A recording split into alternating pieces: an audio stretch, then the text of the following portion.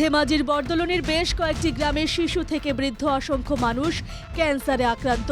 Throat cancer থেকে শুরু করে lung cancer, liver cancer, stomach ক্যান্সারে আক্রান্ত বৰদলনি গ্রামের বাসিন্দারা। বৰ্তমান যি দুৰাৰোগ্য ৰোগে আক্ৰান্ত কৰিছে আমাৰ বৰদলনি প্ৰায় কেইখন গাঁৱতে ৰোগীৰ সংখ্যা দুটা এটাকে বৃদ্ধি পাবলৈ আৰম্ভ কৰিছে। কিয় হৈছে কি হৈছে আমি বিশেষ নাজানো।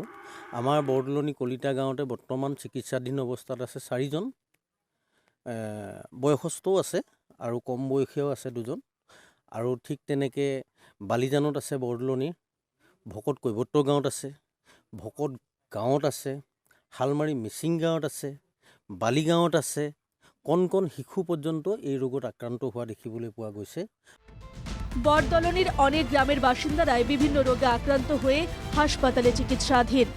হয়তো কিছুমান ৰোগী এনেকুৱা আছে বিভিন্ন ৰোগত আক্ৰান্ত হৈ চিকিৎসাধীন অৱস্থাত আছে যদিও চিকিৎসকে অনুমান কৰিছে যদিও বিষয়টো মুকলিকৈ ক'বলৈ তেওঁলোকে অসন্তোষিয়া হৈছে। গতিকে সেইটো কাৰণে ভাবিছোঁ আৰু নিশ্চয় আক্ৰান্ত হৈ থকাই কোনোবা নিশ্চয় প্ৰতিখন গাঁৱতে ওলাব।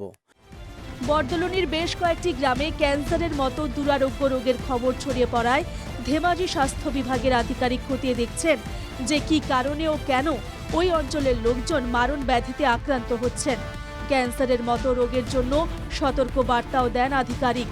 আক্রান্তদের খাদ্যাভ্যাসে থাকা শাকসবজি, পানীয় জল সবকিছু পরীক্ষা করার পরই স্বাস্থ্য বিভাগ কোনো সিদ্ধান্ত নেবে বলে জানিয়েছে। Bureau report, NKTV Bangla.